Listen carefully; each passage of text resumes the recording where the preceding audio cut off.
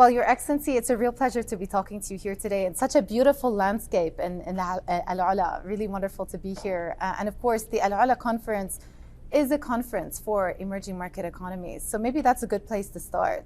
In your opening remarks, you were talking about the fact that emerging market economies now account for 56% of the world economy, almost 60%, and its share has doubled since 2000. And yet, with all of that, we should not be complacent because there's still multiple shocks to come or that could be coming. What are some of those external shocks that these countries need to be mindful of? The whole idea of AlUla Conference for Emerging Economies that the IMF and Saudi are organizing here in AlUla is exactly about that. Really about having a candid, clear, transparent dialogue between the emerging economies, but even beyond that, bringing institutions, bringing academia, and bringing developed economies to talk about these challenges and how emerging economies can deal with them. And unlike what we have seen over the last few decades, where a shock comes and goes, today we have multiple shocks that are happening at the same time. Mm-hmm. You have trade fragmentation, you have geopolitical tensions all around, you have monetary tightening, and obviously you have elevated debt levels that we need to deal with collectively within the emerging economies. And I think it's an opportunity to share experiences, what works, what needs to be enhanced, and avoid complacency. Because what we have seen actually over the last 4 or 5 years is a serious resilience in the emerging economies compared to what we have feared before. And we wanted to just make sure that we exchange views and information about what worked, what didn't, how can we take it to the next level. Yeah, and what role do you see for the kingdom in spearheading these conversations? Of course, the conference is taking place in Saudi Arabia. I think without bragging, Joumanna, Saudi has the ability to convene, and you could see it. I mean, people really are looking for venues to have a candid dialogue, and we have quite a lot of ministers and governors and financial institutions, academia, and that's the whole idea. We wanted to have China, we wanted to have the US, we wanted to have Russia, we wanted to have Iran, we wanted to have Syria, the GCC countries, the Arab countries, Latin America, Europe are all represented here and exchanging their views and experiences. And that really what matters is really to make sure that we have that forum which provides a candid dialogue among all the stakeholders. And let's talk specifically about your outlook for the Saudi Arabian economy this year. You just had numbers showing the fastest GDP growth since 2022. We saw a rebound of oil growth and non-oil growth also around 5%, a slight moderation. How do you see those figures this year in 2026? Actually, they are very good. Despite what you called moderation, it is one of the highest in the world. It's, I think, for the non-oil. fourth. That's right, the non-oil. It's the fourth highest amongst the GCC, the G20. It's not only the GDP, it's the GDP, it's the inflation that is being put in place. It's around 2%. Unemployment in its lowest level. Women participation in the workforce is the highest level. And a lot of activities in the micro, small, and medium enterprises. We have seen significant increase in new businesses establishing in Saudi. All of this actually brings a lot more consumption into the economy and more investment, which we are likely to see this in the medium term continuing at this level. And we are quite comfortable, but not complacent. We continue really to reprioritize, rework our policies, making sure that we enhance as we go to ensure that we enable the private sector to lead the economy. Okay, so feeling good about the outlook for this year. What do you think the biggest risk is right now to the Saudi economy? I think there isn't one specific risk that I can talk about, but the multiple shocks that we see globally will need to be watched very carefully, and you need to make sure that your policy is adjusted to deal with these shocks. And if we avoid complacency, which we are very much avoiding, I think we will be in the right track. It's not free of challenges. The world is the uncertainty world, and you just need to make sure that you build the resilience within the economy to deal with these uncertainties. So let's talk about the transformation that the Saudi Arabian economy has undergone over the last decade. And there's been lots of talks, reporting recently that there's a certain reprioritization of focus that is also taking place as you look ahead to the next 5 years of Vision 2030. Walk us through just how those priorities are going to be recalibrated. I spoke about this, Joumanna, before, and the idea is when you have a 15 years plan, you will need to make sure that you adjust these plans as you go, because a lot of things could happen. And we have seen COVID-19, the inflation, monetary tightening, trade fragmentation, geopolitical tensions. And on the other side, you have seen a technology revolution that did not exist when we started Vision 2030. So we needed to adjust our plans. Our North Star is very clear. We need to diversify our economy. But the way we go about it is adjustable.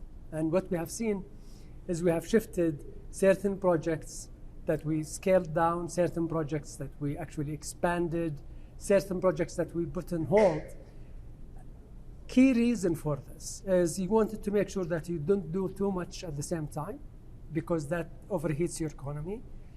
You didn't need to do too much at the same time because your private sector will not be able to catch up.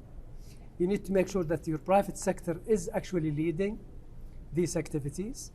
And you need to ensure that your people are able actually to capture the value that you are bringing into the table. So reskilling, adjusting your education system, etc., that will enable the people to actually benefit from. What are some of the main lessons you learned from the early implementation of the vision?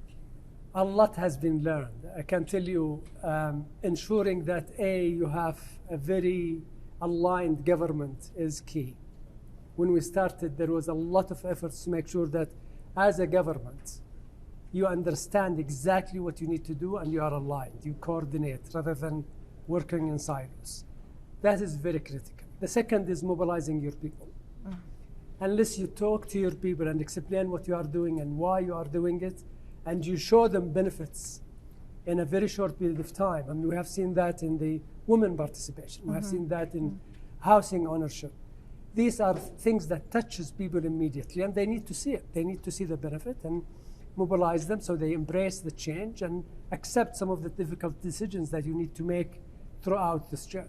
Yeah. Are you going to be releasing a formal, updated strategy for the next 5 years? Will there be a formal plan that's discussed? Yes, and we're about that. I mean, we started this week within the government in a wider discussion to basically communicate what is the next 5 years plan, which is basically just doubling down on what makes an impact and execution and making an impact.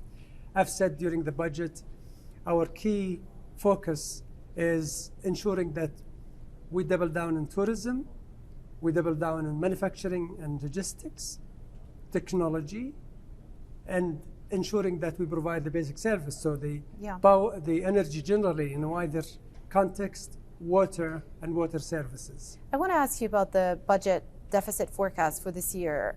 You're targeting a budget deficit of 3.3% versus 5.3% last year.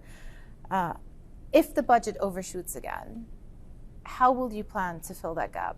Would you resort to the international markets? What we have done is, I think for the last at least 4 years, we started to publish 3 scenarios with the budget. And despite the fluctuation that you have seen last year and the years before, and our revenues, we have not actually been lower than what the lower case in our scenarios. And I don't think this year would be an exception. And we have a plan for it in terms of how we are going to fill the gap should we reach the stage where we are going to the lower scenario of the 3 that we have announced. So I'm not really worried about that. We announced our debt plan for this year, and we are unlikely to go to the public market with more than what we have announced. So we are using alternative financing for any additional financing that we may need. Yeah, I saw that your objective is also about 50% of that financing to come from the private side. Could you give us more detail beyond syndicated loans? What options there are there? What I can't tell you what we have done in 25.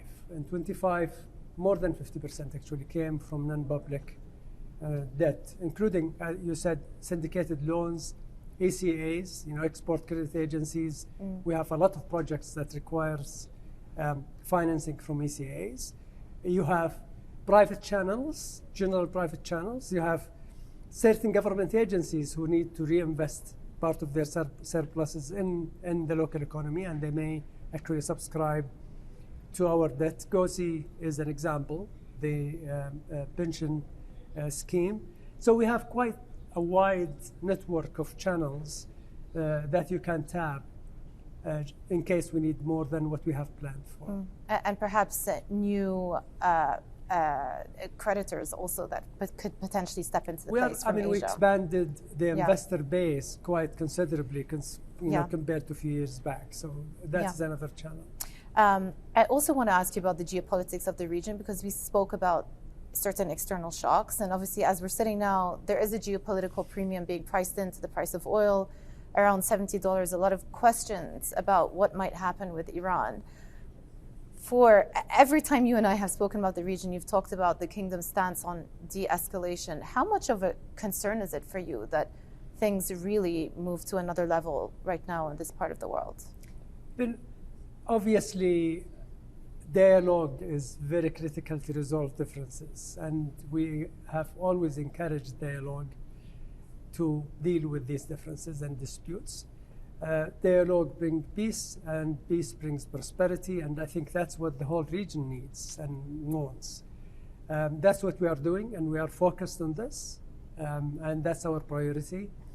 I'm actually very, very pleased with today's event, because it shows that actually whenever there is an opportunity for dialogue, you will actually be able to convene a lot of people who will talk about the economy, but also will talk about other things that will help, cool things down. What is your message to investors who are perhaps watching with a little bit of alarm the state of the relationship right now between the Kingdom of Saudi Arabia and the United Arab Emirates?